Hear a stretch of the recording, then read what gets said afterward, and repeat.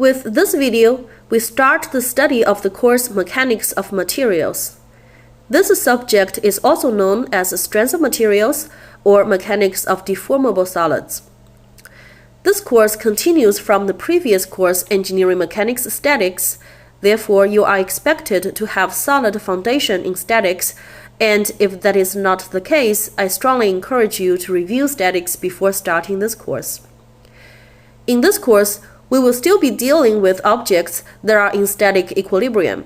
Therefore, the most important set of equations that we learned from statics still apply here. And that is the static equilibrium condition, that the resultant force vector acting on the body is 0, and the resultant moment vector that includes the moments caused by forces and the couple moments summarized about any arbitrary point also equals to 0. For a 2D problem, these two vector equations can be rewritten into 3 independent scalar equations. Normally these 3, but it doesn't have to be. For a 3D problem, the vector equations become 6 scalar equations. Since we are applying the same principles, what is the difference between this course and the statics course? If you recall, one of the most important assumptions we made in statics is that the objects can always be considered as a rigid body that will not deform.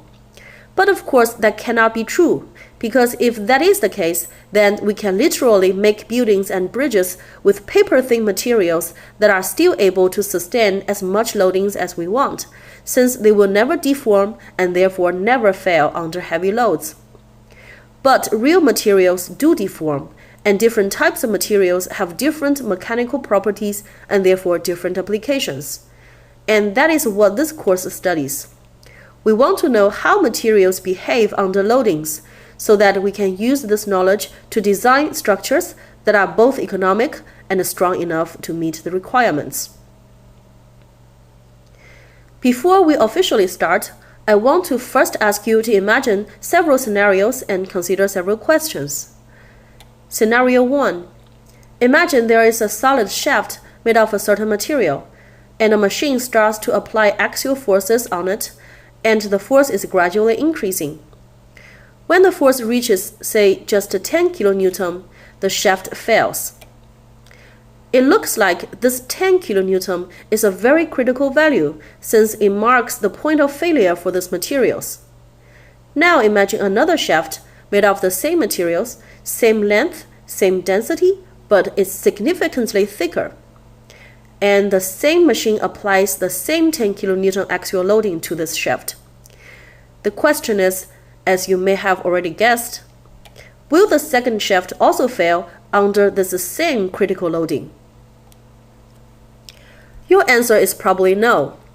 The second shaft is a lot thicker, in other words, has a larger cross-sectional area, therefore we expect it to be a lot stronger and it should be able to sustain a larger load.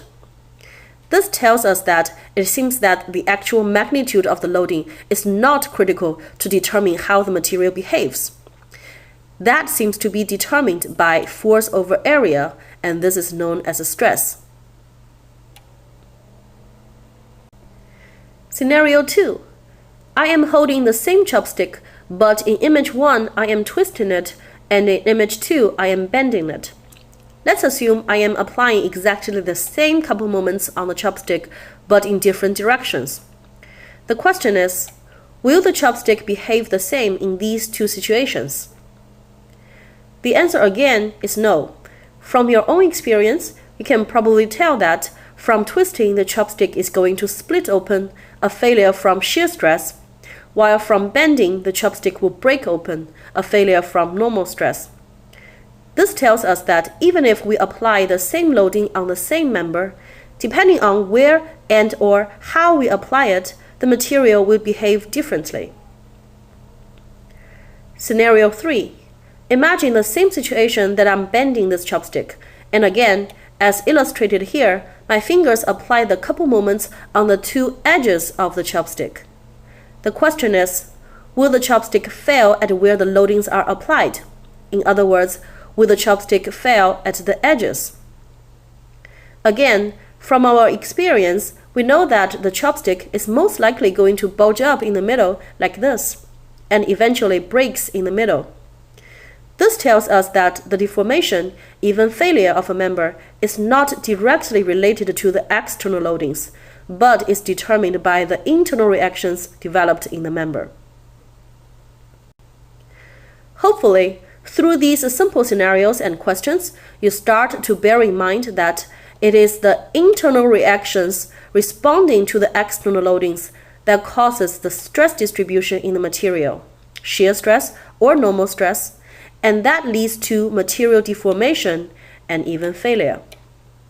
This understanding is crucially important in the study of this course.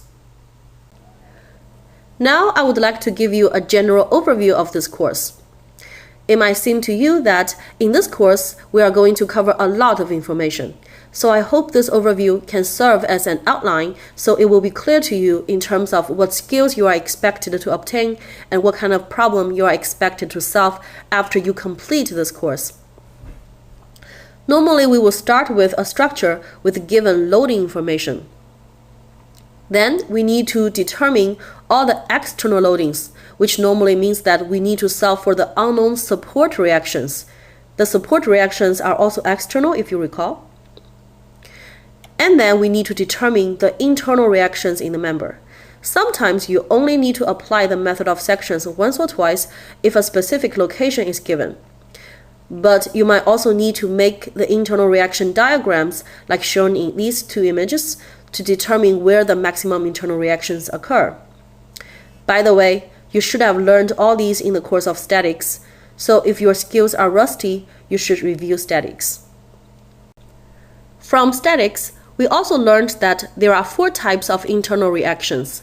Like shown in this image, along the axial y-axis, we have a normal force N and a torsional moment T.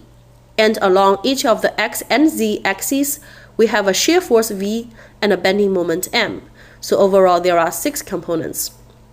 As you will learn in this course, these different internal reactions cause different stress distributions in the member, and usually the stresses are combined. In the simplified analysis that we will learn in this course, normal force and bending moment both cause normal stress sigma, and torsional moment and shear force both cause shear stress tau.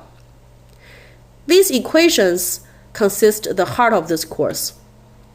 I want you to pay attention to these equations and notice that how the numerators of all these 4 equations are the respective driving forces, and the denominators are all combinations of geometric parameters such as area, moment of inertia, thickness, etc.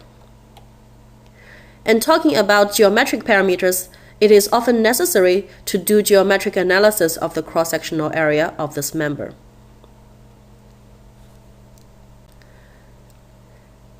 After that, you will learn how to determine the state of stress of a particle in a specified location in the member. Let's use a cube in an established coordinate system to represent this particle. Again, this cube only represents a single particle, in other words, a single point in this member. The cube has 6 independent surfaces, top, bottom, front, back, left, and right, and normal stress sigma is always normal or perpendicular to the surface. So there are overall 6 normal stress components along the positive and negative x direction, positive and negative y direction, and positive and negative z direction. And on each surface, there are 2 shear stresses, tau, that are both tangent to the surface. And this is known as the general state of stress. But if there is no stress distribution along the z direction, then the particle can be simply represented by a square in the xy plane. There are only a pair of normal stress, equal and opposite along the x direction normal to the side, and another pair along the y direction, and shear stress with the same magnitude that is tangent to the side. And this is known as the planar state of stress. And for the same particle at this exact same location, if we change its orientation, the state of stress will change accordingly and the new stresses can be calculated. and this is known as a stress transformation. Then we will learn how to quantify the deformation of the materials. It could be a simple size change, or shape change, or a more complicated deformation characterized by an elastic curve. And lastly, with what you will learn in this course, you should be able to design simple mechanical structures that are both economic and sufficiently strong. And that is the general overview of this course. And starting next video, we will be officially studying mechanics of materials. Remember though, the actual stress distribution in real material is very complicated, and a detailed analysis is beyond this course. If interested, you are encouraged to study the more advanced courses such as theory of elasticity or theory of plasticity. So in this course, we will make many assumptions and use much simpler mathematical models, and the goal is to teach the basic skills in the subject.